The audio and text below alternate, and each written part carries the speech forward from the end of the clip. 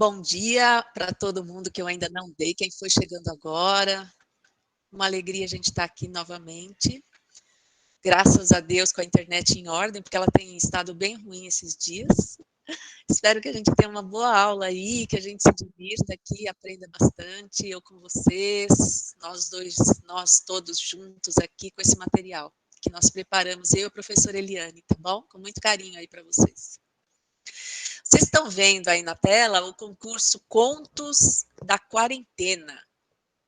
A professora Gisele, da sala de leitura, está promovendo esse concurso. Olha, que tal aproveitar esse momento de isolamento social e quarentena para escrever um texto? O concurso Contos da Quarentena visa incentivar a escrita durante esse período de isolamento. A ideia é compartilharmos nossas experiências reais ou imaginárias durante a quarentena provocada pela pandemia do coronavírus. E para participar, basta incluir o texto, áudio ou vídeo no Padlet, que está aqui nesta página que vocês estão vendo. E o prêmio qual será? O box de livros da Anne de Green Gables. Olha só que bacana, um box de livros. O resultado sairá dia 20 de outubro. 20/10. Beleza? Então, vocês perceberam que ela quer estimular a escrita, mas não necessariamente vocês têm que enviar o texto escrito. Vocês podem ler o texto ou fazer um vídeo, ou seja, um artefato cultural digital, tá certo?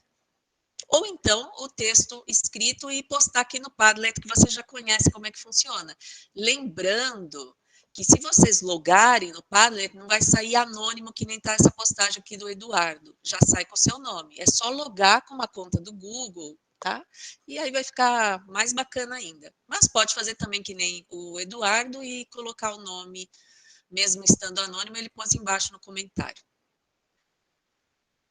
Conto com vocês aí, porque sempre é bom dividir a nossa experiência com as pessoas, e isso é muito gratificante ver vocês participando, tá certo?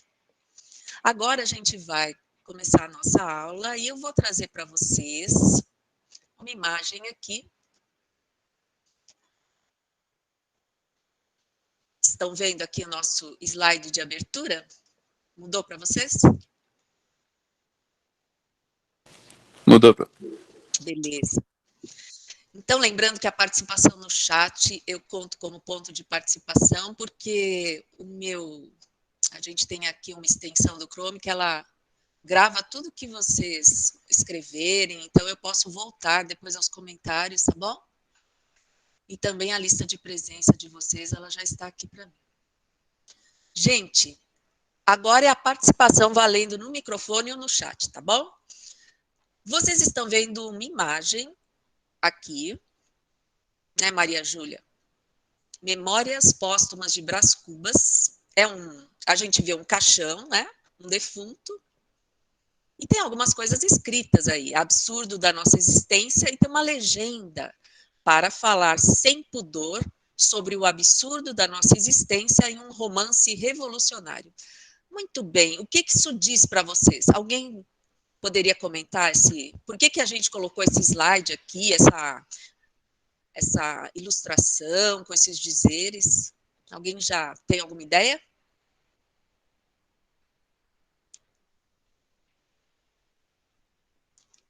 Nada, meninos e meninas? Alguém já ouviu falar desse nome aí?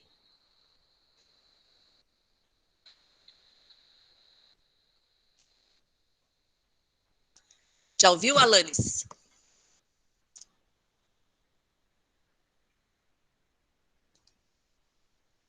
Esse livro é do Machado de Assis, não é, Pro? Alguma coisa assim? É sim, Beatriz, é um livro. Olha, Beatriz já trouxe para nós uma bela informação. É um livro do Machado de Assis.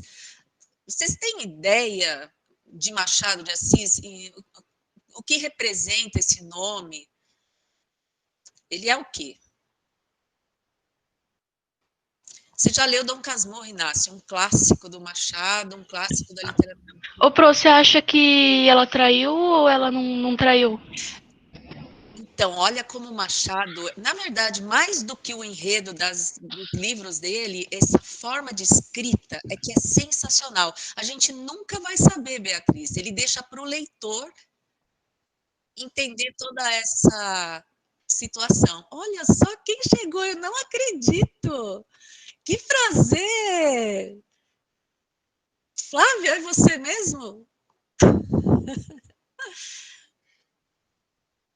Que bom. Muito bem. Flávia, me interrompa se você quiser falar com a turma aqui, que a gente vai ficar muito feliz, hein? Bom dia, gente. Só tô dando uma passadinha, às vezes, nas turminhas aí, para acompanhar um pouquinho. Boa aula para vocês. Obrigada, viu? Muito obrigada, Flávia. É uma delícia. Beijão. Linda. Vamos ver aqui os comentários. Olha só, o Inácio já leu Dom Casmurro, e aí a Beatriz perguntou, será que traiu ou não traiu? Isso é algo que vocês têm que saber pessoalmente. Como eu falei, o Machado ele escreve de forma primorosa e lança essa dúvida eterna. Alanis nunca ouviu falar, então nós vamos ouvir agora, hein, Alanis? O Inácio diz que quando cai no vestibular, dá para saber que é Machado antes de terminar o texto, se já leu algum livro dele. Exatamente, Inácio. E eu vou falar uma coisa para você. Se daqui 10, 15, 20 anos você tornar a ler Dom Casmurro, você vai ver novas paisagens aí nesse livro. Ele vai trazer uma nova comunicação, por quê? Porque você vai ser uma outra pessoa daqui 10, 20 anos. O mesmo Inácio, mas com uma construção diferente. Então, o livro ele vai conversar com o seu interior do momento. É uma coisa muito interessante. Nós estamos num contexto hoje em dia, nós somos de determinada maneira, mas a vida vai passando, os contextos se transformam, tanto o contexto exterior como o interior. E quando você pega um clássico, ele nunca termina de dizer o que ele tem que dizer. Então, aí é uma leitura renovada. Tadinha, Capitu não tem descanso, é o que a Luísa falou, essa não tem mesmo. Pessoal, Memórias Póstumas de Brás Cubas, hoje a gente vai descobrir por que é um livro fundamental e que a gente tem que ter ciência dele sim, tá bom? E ele vai trabalhar esse absurdo da nossa existência, ao fundo musical aqui a minha netinha, querendo aparecer, mas continuemos. Agora a gente vai para o nosso segundo slide. Opa. Ó, o Jean está me avisando aqui que não está conseguindo entrar na aula. E a gente gosta que vocês avisem sim, porque assim eu anoto isso também, porque vocês sabem que a participação no Meet vale pontuação, tá certo? Olha com que frase ele começa o capítulo 17 desse livro. Dá uma olhada na forma de escrita do Machado. Claro que ele está se referindo a uma personagem do livro, que no caso era uma prostituta que ele conheceu ainda jovem. Ele só para contextualizar, o nosso Brás Cubas era um moço de família rica, da elite brasileira, e se apaixona por essa moça prostituta, e é um moço que gasta rios de dinheiro, ele tem uma condição financeira muito boa, o pai dele começa a perceber essa gastança e aí toma uma atitude. Mas eu não vou dar spoiler, não vou contar mais, mas olha só o que ele fala da Marcela. Marcela amou-me durante 15 meses e 11 contos de réis. Veja só essa figura de linguagem aí, a ironia, né? Nós temos aqui 11, ela me amou durante, aí ele coloca um tempo e 11 contos de réis. É uma forma artística de dizer que ela era possivelmente uma pessoa bastante interessada na condição social dele, certo? Então, o Machado ele usa muitos eufemismos, muitas metáforas, muita ironia para contar uma história. Então, quando a gente pega o resumo de uma obra, você fica sabendo o enredo, mas você não vai ficar conhecendo a forma magnífica da escrita, porque é isso que distingue Machado. Mais do que a história em si, é a forma como ele conta a história.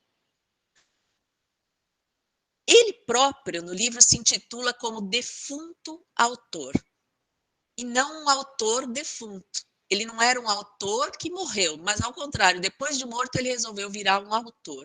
Olha a genialidade, por isso que esse livro ele é um divisor de águas do romantismo para o realismo. Nunca ninguém tinha feito nada parecido com isso. Tanto em termos também da questão do tempo, né?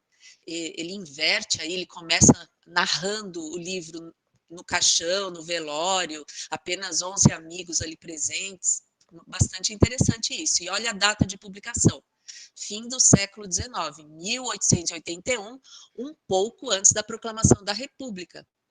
Então, Machado de Assis vive esse contexto que vai culminar alguns autores dizem golpe, entre a elite e o exército para tomar o poder da monarquia, e nesse caso a gente sabe que o Machado ele foi muito reticente com esse entusiasmo da República, ele não era a favor, ele achava que deveria ser um processo gradual da passagem da monarquia para a República, e não de repente, porque tem uma frase do Machado que é emblemática, ele diz que o mundo jamais verá uma aristocracia como a que vai surgir no Brasil. Por que isso? Porque ele via que eram pessoas ávidas pelo poder e iriam tomar simplesmente o lugar de outras que estavam, né, da realeza, mas ia trocar 6 por meia dúzia, e era isso que o Machado achava que não deveria. Por quê? Porque a ideia era um país mais igualitário e não com essa casta nobre. E até hoje a gente tem isso, né? Tem, vamos dizer, a nobreza e o resto das pessoas. E essa luta sempre por você galgar postos para estar na nobreza. Isso é algo para que a gente pode se questionar, né? Trata-se de um clássico significativo da literatura realista. Nessa obra, Machado muda drasticamente o panorama da literatura brasileira ao criar um narrador que conta sua vida após a morte. Então, como eu já falei, marcou época, né? E ele vai expor, então, essa problemática que ele via na sociedade, de uma elite ávida pelo poder, e ele vai expor, de forma irônica, todos esses privilégios, todo esse comportamento hipócrita dessa elite aí. Vamos aos objetivos da nossa aula, então.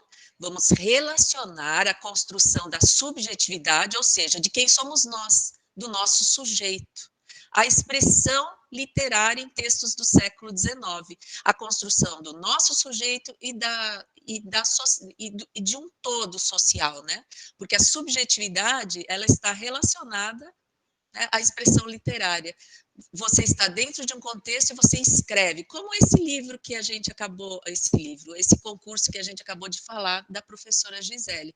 Você está num contexto de pandemia e você escreve acerca disso. A expressão literária, ela sempre vai revelar a subjetividade da época, tá certo?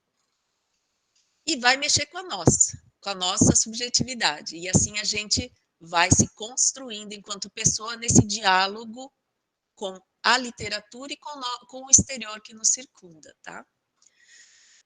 Que mais? Ampliação de repertório cultural por meio de contato com obras literárias. A gente sabe que quanto mais contato a gente tem com obras literárias, mais o nosso repertório se amplia.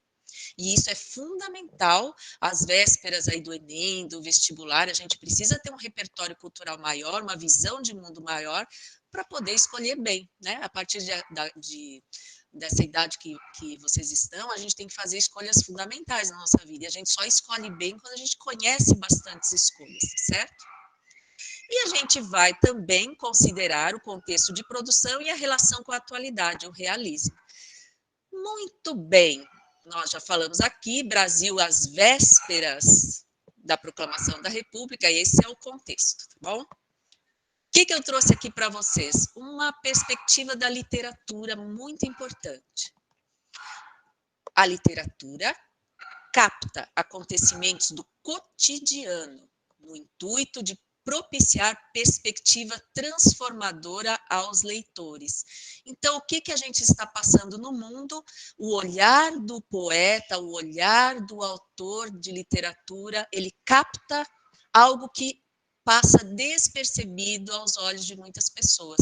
E ele coloca aquilo para assumir uma nova perspectiva, certo? Para os leitores. Você tinha se distraído, não percebeu, mas o olhar do artista, ele penetra em certas instâncias da vida que às vezes a gente não consegue enxergar, né? Desse modo, permanece sempre atual, pois nela transitam valores, denúncias, propostas, modelos. Por que ler literatura, afinal? Para trabalhar essa pessoa que somos nós, a nossa subjetividade, a nossa condição humana, para aprender com o que os outros já vivenciaram, porque somos seres humanos e nessa história da humanidade há muitas situações que já foram vividas, que nós vivemos, e que nós, num diálogo com essas personagens, a gente pode trazer uma nova ótica para enxergar a vida que nós estamos passando numa outra perspectiva que a gente nem sabia que existia. Ah, obrigada. Obrigada, Flávia. Uma delícia estar aqui com vocês. Com isso, essa forma de manifestação aponta formas de ver, de viver, convidando o indivíduo a refletir sobre sua conduta, tomando por base o contexto da sociedade em que esteja inserido. Então, olha a chance que nós temos de aprimorar o nosso caráter até e a nossa personalidade. O jeito que a gente encara as coisas, a gente pode ter uma nova visão sobre essas mesmas coisas, certo? E é sempre bom a gente ter muitas visões, ou seja, uma visão de mundo mais ampliada. Agora é com vocês, hein? Observe as imagens a seguir e tente descrevê-las, porque nós estamos saindo do romantismo e entrando no realismo e a gente vai pensar mais sobre isso aqui. Agora é o chat ou o microfone. Vamos lá participar? Não vou falar nada, eu quero que vocês descrevam o que vocês estão vendo. Vamos lá? Participação valendo ponto, lembrem-se disso. Podem falar aí, não tem nada errado. O que vocês falarem, a gente vai ampliar a visão ou, enfim, vamos dialogar, tá certo? Seria tipo alguém da monarquia, sei lá, se passando por um camponês, usando roupa simples, algo assim? João Vitor, vamos analisar a roupa dele? Veja, vamos ver aí, ele tá de sapato? Tá com um sapatinho ali. E você acha que esse sapato seria de uma pessoa do campo, uma pessoa que anda na terra? Ele apresenta alguma sujeira de terra? Ou ele está brilhante? Como é que você vê esse sapato dele? Ah, esse sapato aí parece do castelo, o pessoal fica andando por lá, assim, só. E ele tem também ele não aparece a perna dele, né? Ele está com uma certa meia, não é? Uhum. Bem branquinha, e essa calça, que você vê que tem uma forma de abotoar aí com um lacinho, né? Então, como você bem observou, ele parece um cara de uma classe social elevada, tá certo? Como você, talvez a monarquia, talvez de uma certa aristocracia da época, e você percebe não só o João Vitor, hein? Eu quero ouvir mais pessoas. Vamos observar a expressão dele e a forma como ele está colocado aí e onde ele está sentado, ou meio deitado, né?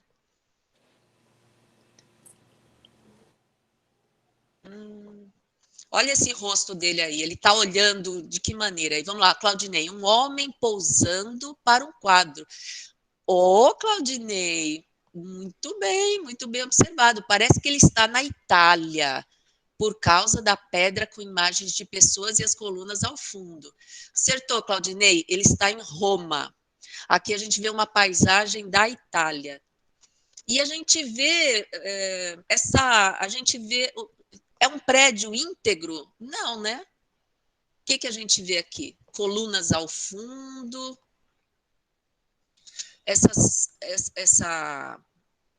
Ruínas, muito bem, Claudinei. A gente vê ruínas da civilização romana, talvez. Certo? Ô, Pro, Fale, amor. mas esse cara, assim, é alguém ou é tipo alguém aleatório que o pintor escolheu pintar?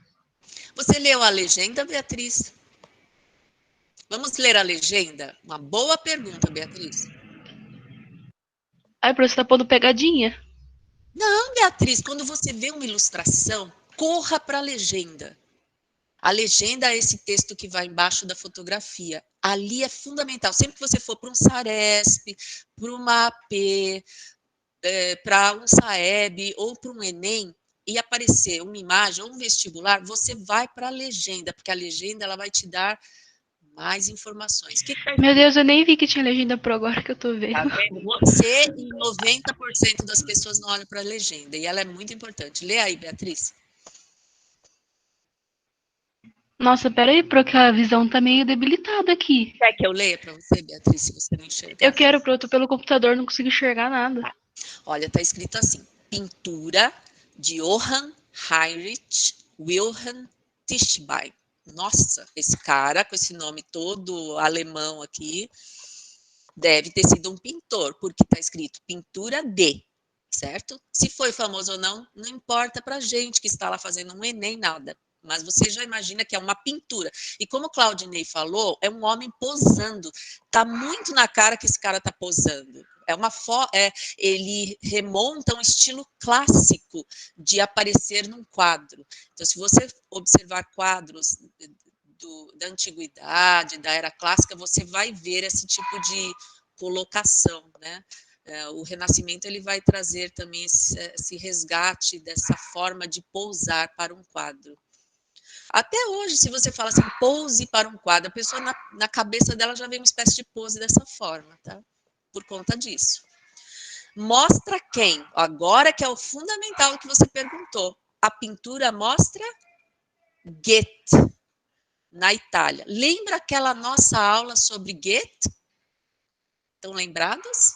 Quando a gente trabalhou o romantismo? Então, é o próprio aqui, sendo, posando para, a gente sabe por leitura que foi um amigo dele, o Goethe sempre quis conhecer a Itália, e quando ele finalmente foi para Roma, ele fugiu, porque o Goethe ele acabou se tornando uma pessoa bastante influente lá na Alemanha, e a gente sabe que o Goethe é um dos maiores, como Machado aqui no Brasil, o Goethe na Alemanha, os maiores nomes da literatura alemã. E ele tinha um profundo desejo de conhecer a Itália pessoalmente, só que os afazeres diários, aquela vida muito ocupada e muita gente em volta impediam ele de realizar esse desejo. E ele um dia saiu fugido, sem avisar ninguém, sumiu e foi para Roma. E foi encontrar essa pessoa com a qual ele se correspondia. A gente não sabe, dá a entender que existe aí alguma coisa amorosa entre ele e esse pintor, certo? Por conta dessa fuga, dessa vontade de encontro com esse rapaz, e ele ficou lá um tempo e saiu esse quadro aqui. Mas vocês não falaram do olhar do Goethe aí. Ele está olhando para o espectador do quadro ou ele está olhando para outra perspectiva? Tô indo pra frente, né? Está olhando para frente, João Vitor. Está olhando para frente, meio para cima, o olhar meio divagando. Às vezes a gente não para assim, fica olhando, pensando, assim, meio que para o infinito. É o olharzinho de quem tá moscando. Famoso moscando. Exatamente, João Vitor, ele está moscando. Olha só. E o céu? Como é que está o céu dessa paisagem? Nublado. Meio nublado, meio etéreo, dá uma ideia de algo romantizado mesmo, ou seja, fora da perspectiva da realidade, como se fosse um sonho, ele ali naquelas ruínas bem colocadas, com aquela plantinha descendo, e a imagem que a gente tem esculpida na pedra, de vários homens, tem ali, parece também uma mulher conversando, ou seja, remonta à antiguidade clássica e para quem tem conhecimento percebe que esse é um vale lá próximo a Roma, por conta da construção ali atrás, certo? Muito bem, boa observação. A gente propôs para vocês um olhar atento para descrever esse quadro. Agora vamos descrever esse outro texto.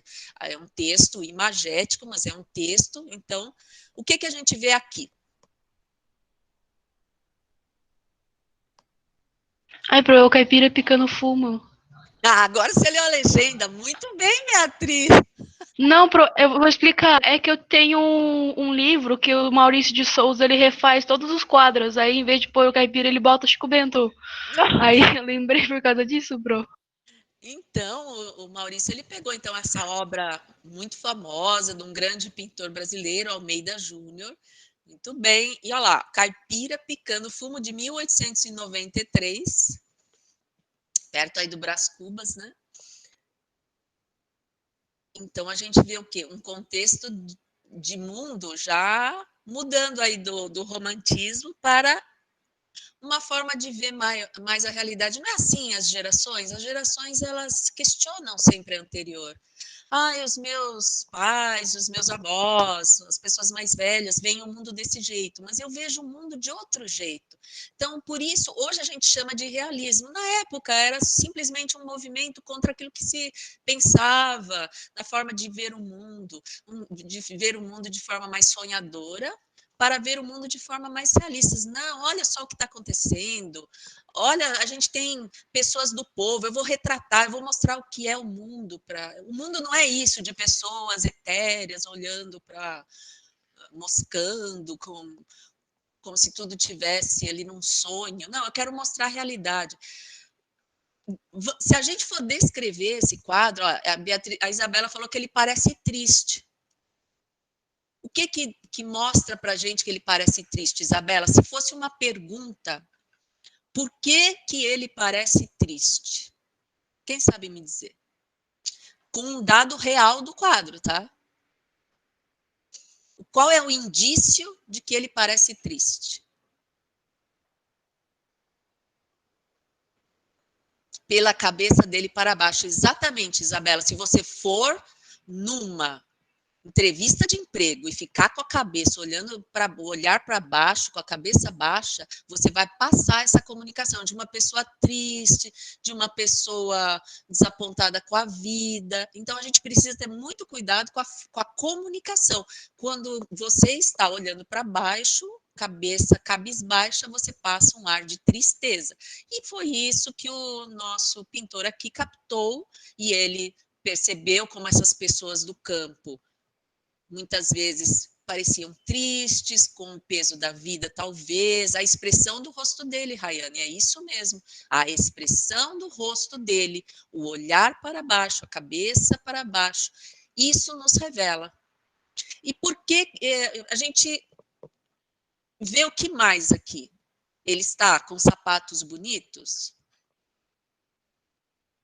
O João Vitor falou, olha, eu não acho que ele está triste, ele está concentrado para não cortar o dedo. Pode ser também uma outra forma de ver, tá certo? Realmente, quando uma pessoa está concentrada, ela pode adquirir esse tipo de versão, e olhando para baixo também, tá? É isso mesmo. A faca é bem grande, eu estaria bem concentrada também. Enfim, quando alguém faz uma pergunta como essa, ele parece triste porque você tem que pegar um indício concreto. No caso, o João Vitor ia falar, ele não me parece triste, sempre com um termo assim, parece. Você não vai falar, ele é triste, ele parece. Quando você usa um verbo assim, parece, você não vai ter o contraditório, porque você não está afirmando, você está dizendo que parece, pode ser que ele esteja concentrado por causa do tamanho da faca. Claudinei, pode ser, sempre parece que não está satisfeito com a vida que tem. A gente nunca pode afirmar com certeza, bom? Muito bem. Eu tenho algumas perguntas para vocês. Qual das cenas é mais realista?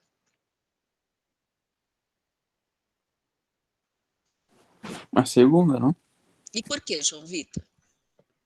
Porque mostra uma coisa do passado que também é presente no dia de hoje. Ou não sei. Tá certo, mas quem Tá pode certo? complementar? O João Vitor, vamos complementar. Pro, você não anda na rua, você vê um cara com as roupas dessas sentado, olhando pro nada, você... É óbvio que a segunda é mais realista, pro, tipo... Como eu vou explicar? A primeira é de um cara que ele provavelmente é muito mais rico, ele tem muito mais dinheiro, muito mais recursos. E a segunda é de um cara mais humilde, né? Então, principalmente aqui no Brasil, o que é mais fácil você achar? Uma pessoa rica ou uma pessoa mais humilde? Mas será que é esse o foco, Beatriz? Vamos pensar direito. Será que é por conta da classe social? Será que eu não poderia mostrar uma pessoa rica de forma também realista? Ou será que são outros fatores? Vamos ver lá. É que esse negócio de realista, naquele tempo, a primeira foto era algo normal, né? Não era algo assim, fora do comum. Mas será que nesse primeiro quadro aqui, a gente tem um cara no dia a dia dele? Será que no dia a dia dele ele tem ruínas, ele fica ali numa paisagem que ele idealizou a vida inteira? Vamos ver o que o Inácio fala aqui. Do que a pintura de Goethe, que tem uns bons anos aí, por causa da questão do tempo. Fernando, a segunda remete ao comum. Fernando, eu acho que você deu aquele toque que estava faltando para a nossa conversa aqui, deu aquela apertada. Mesmo assim, que nos separem muitos séculos dessa primeira pintura aqui, o que a gente percebe é que ela não remete ao comum, ao dia a dia. Ela foi uma cena idealizada, quando colocou a pessoa sentada sobre ruínas, com essa cara de olhando para o nada, meditando. Ela tem um toque de idealização e não de cotidiano do comum. Já essa aqui, ela traz uma cena do cotidiano. Não foi uma cena, embora ele possa ter pensado, vou colocar a porta entreaberta e tal, mas é a cena do cotidiano, remete ao comum. Isso foi um ponto bastante interessante que o Fernando traz para nós. Então, o romantismo, a gente tem sempre a idealização. Lembram-se, por exemplo, Iracema, aquela Índia idealizada que a gente tem no romance? Aquela Índia com lábios a virgem dos lábios de mel e tal, isso não é o cotidiano, é uma forma idealizada de ver o mundo. E aqui, na pintura, da mesma maneira, uma forma idealizada de ver. Ele tem todo um desejo que acaba sendo projetado ali, mas, na verdade, é mais o interior dele do que a realidade, certo? Chegamos a essa conclusão por causa das roupas, né? A gente quase que sente o odor desse caipira. A gente quase que sente essa roupa dele tão suja, o cheiro de suor dele, não é? De tão realista que é. Então, a mais romântica, qual seria? A gente já falou bastante, né? Se tivesse que entender qual é a mais romântica, ou seja, que se encaixa nessa ideia de idealização do mundo, ficaríamos com qual? Eu já falei isso, né? Vamos lá, chat ou chat em inglês. A primeira, muito bem, Amanda. Aí, Camila, Renata, muito bem. Então, a gente pode amarrar as coisas aí. Rayane, Bianca, muito bem, a participação está ótima. O realismo é o estilo literário que sucede o romantismo e opõe-se aos ideais românticos, pois, devido ao contexto histórico em que há a ascensão da burguesia, a ideia vigente é afastar-se da idealização romântica e aproximar-se do que é real. Então, os artistas começam a ver a ascensão da burguesia, aquela hipocrisia que as pessoas vivem. Lembre-se do olhar do artista para cima do mundo, para cima daquelas pessoas. Não, as coisas não são assim, não. As coisas não terminam sempre num final feliz, os romances não são dessa maneira, como se escreveu. Não, veja como tem traição. Aí começa, né, a história do Dom Casmurro e outras grandes obras da literatura trazendo a realidade. Criticando, então, essa realidade, criticando a sociedade burguesa que vive de aparências, por meio de personagens retratados de maneira bem objetiva, sem idealizar, sem dizer que tem lábios de mel, sem dizer que a pessoa tem sempre os sapatos polidos, sempre está olhando para num lugar ideal, que ela desejou a vida toda, tá certo? Agora a gente vai assistir um pouquinho da vida desse autor, aí em 2 minutinhos, quem foi Machado de Assis, porque a gente começou falando dele e vai terminar falando dele.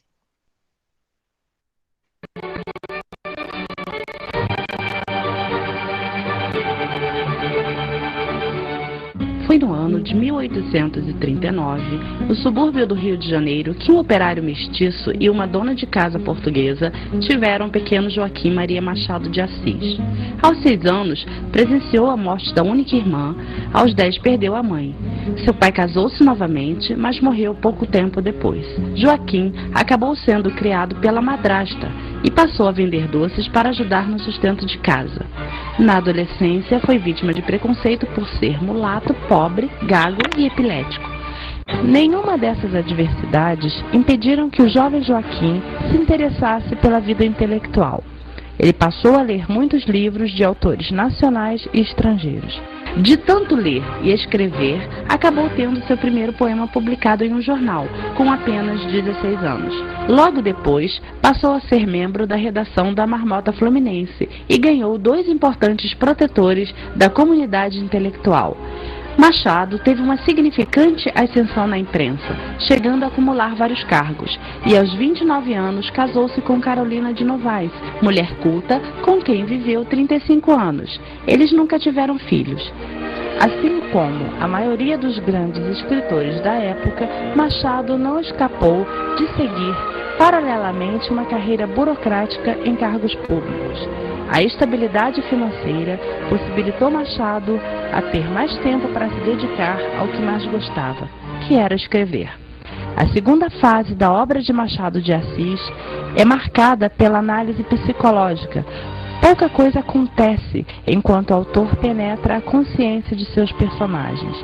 É quando o escritor atinge a maturidade artística. Dom Casmurro e o Alienista são obras-primas do mestre. Muito querido entre os escritores, foi eleito presidente da Academia Brasileira de Letras, da qual foi um dos fundadores, cargo que ocupou até sua morte, ocorrida no Rio de Janeiro em 29 de setembro de 1908, 4 anos depois da morte de sua esposa, Carolina de Novaes. Machado de Assis escolheu o amigo José de Alencar para ser seu patrono. Por sua importância, a Academia Brasileira de Letras passou a ser chamada de Casa de Machado de Assis.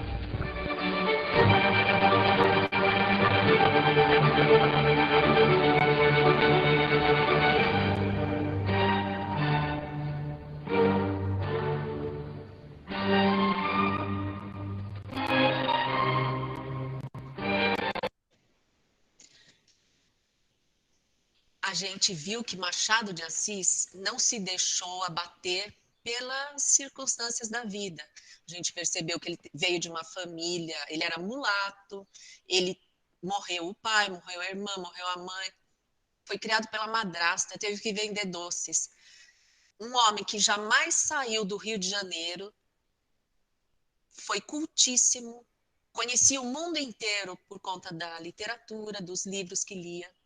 Um grande jornalista. Se a gente é que a gente não conhece o contexto da época suficiente para admirar as crônicas, porque vocês sabem, um jornalista na época não tinha os recursos que hoje nós temos, não tinham câmeras, etc. Então, ele comparecia às sessões da Câmara e com um texto brilhante descrevia aqueles políticos da época. Imagina com essa ironia, com essas metáforas, com os eufemismos que ele usava na sua escrita, são fantásticos os textos dele, que a gente não consegue apreciar muito porque não conhecia os políticos, né? Mas ele foi um grande homem sem jamais ter saído daquele bairro, daquele subúrbio, daquele Rio de Janeiro. E veja, um menino adolescente, vendia doces. Eu sei também que ele foi trabalhar numa padaria, que o dono era francês, apenas para aprender a língua, para poder falar francês, porque francês era a língua mundial, né? Obrigada, Flávia. Nós estamos encerrando aqui também. A língua falada no mundo, assim como é o inglês hoje, era o francês. Então, o Machado, para ter acesso a textos importantes da época, ele precisava saber o francês. E ele foi atrás. ele não podia pagar um professor, ele foi trabalhar para um padeiro francês. Olha que fantástico. Muito bem, eu deixo aqui para vocês agora as orientações para a nossa atividade. Nós sabemos que o Machado escreveu diversos contos. Quem escolheu um conto para compartilhar no dia de hoje de Machado? Quem já leu um conto do Machado nesta semana? Alguém leu? Queridos, então vamos lá. O Machado, ele denunciava aquela sociedade carioca que ele viveu, o famoso jeitinho brasileiro, que até hoje nos persegue isso daí, principalmente da classe dominante, né? Que para eles, aquela história de para os inimigos a lei, para os amigos nem tanto. Entre seus inúmeros contos, a gente tem aí Missa do Galo, A Cartomante, Noite do Almirante. Vocês vão escolher um desses contos para fazer um trabalho para mim. Olha que tipo de trabalho que eu quero, hein? Eu vou mostrar aqui nessa lista. Quando você clica nesse site aqui, que eu deixei o link, olha para onde que vocês vão. Para todos os contos do Machado, além de toda a obra completa, né? Isso aqui é uma página do Ministério da Educação. Se você vai aqui, por exemplo, páginas recolhidas, desce o PDF, tem inúmeros contos dele lá, se não me engano, não sei se a Cartomante está aqui, a Missa do Galo, mas vocês vão procurar. Mas pode escolher qualquer conto, tá certo? Vocês vão ler o conto é uma narrativa curta, então não vai ter problema nenhum de encarar esse conto. E depois, o que a gente vai fazer? Vamos retomar aqui. Aquela aula anterior que a gente viu, o texto dissertativo argumentativo, vai se encerrar dia 24/9, vocês têm essa atividade para fazer aqui, tá certo? Parágrafo de conclusão da redação. Quem ainda não fez, quem está com dúvida, pode me chamar no WhatsApp, certo? Isso daqui tem que ser postado diretamente no Class para correção. Porque se vocês ficarem mandando no WhatsApp, eu acabo perdendo o trabalho, porque fica uma misturada de aluno, e eu morro de medo de escapar algum daqui do meu olhar, tá certo? Então, no Class, vocês podem inserir, pode fazer no caderno, mandar foto, arquivo, pode fazer num arquivo Word, do jeito que vocês acharem melhor. Se fizerem no Drive, no Word lá, que é do Drive, não é o Word, é outro, é do Google, né? O escritor de texto do Google, vocês lembrem de compartilhar comigo, tá certo? Então, parágrafo de conclusão da redação, aqui está a redação ao lado, mas na verdade ela está no Class, né? Quem, como e que efeito poderá alcançar é o que vocês terão que responder relativo àquele tema da redação. E atividade para 1º de outubro. Agora sim, escolher um conto do Machado e produzir um artefato digital. Vocês vão fazer uma animação, vocês vão fazer um podcast, vocês vão fazer um MP4. Do jeito que vocês quiserem, tá certo? Eu vou encerrar a aula de hoje com 1 minuto de um exemplo aqui sobre o que eu acabei de falar que eu quero que vocês façam. Lembrem-se, não precisa ser com essa linguagem, pode ser com qualquer linguagem. Essa aqui, a linguagem é de vídeo, mas vocês vão escolher a linguagem que vocês quiserem.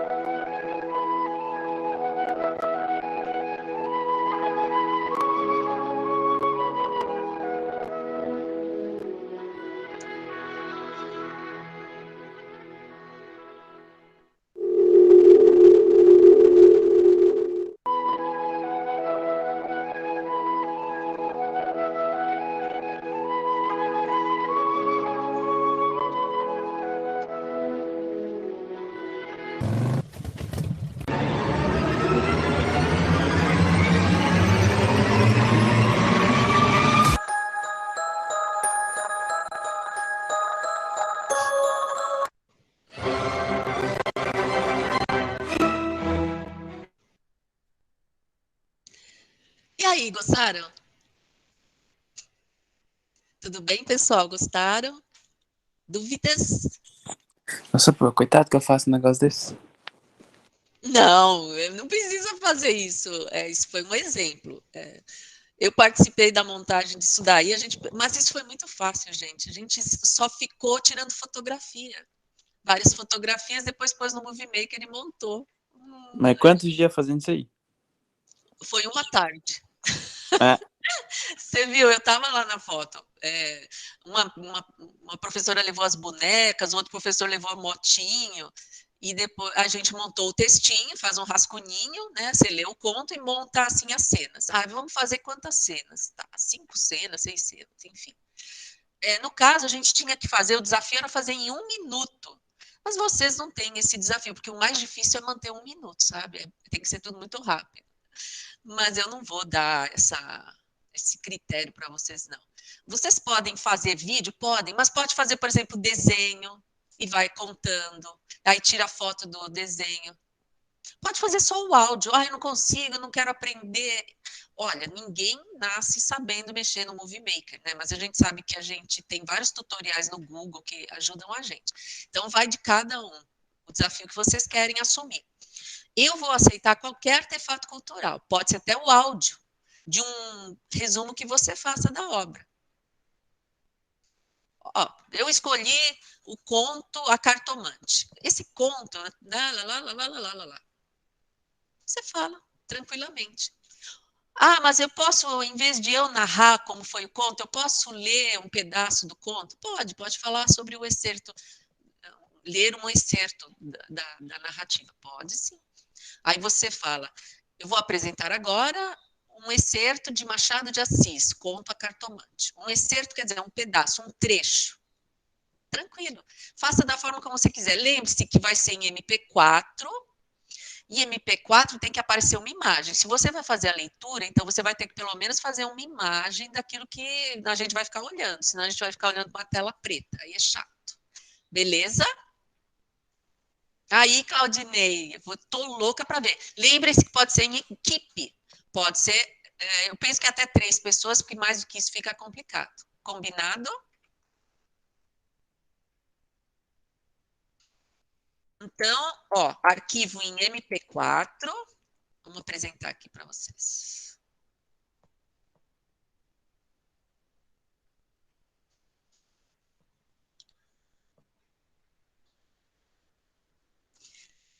Após fazer a leitura, né? Então, vocês vão montar aí uma produção de animação ou podcast, que é o áudio, baseada na obra de Machado, utilizando a linguagem que desejar.